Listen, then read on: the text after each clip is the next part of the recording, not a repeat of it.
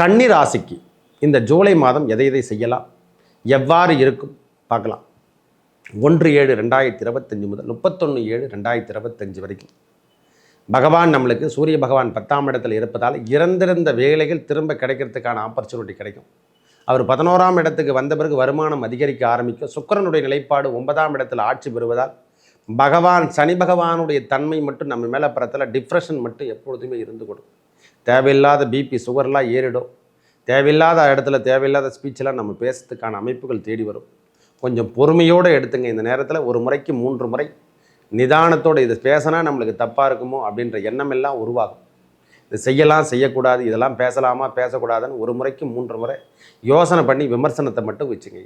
ஏன்னா தவறான பாதையை நாம் தேர்ந்தெடுக்க வேண்டிய காலமாக மாறிடும். ஆனால் சுக்கிர பகவானுடைய வளர்ச்சி ஆட்சி பெறுகின்ற காலத்தில் திருப்பியும் பழைய நிலைமைக்கு கொண்டு வரத்துக்கான பாக்கியம் இந்த பகவானுடைய அனுக்கிரகத்தால் நீங்கள் பழைய நிலைமைக்கு வந்துடுவீங்க.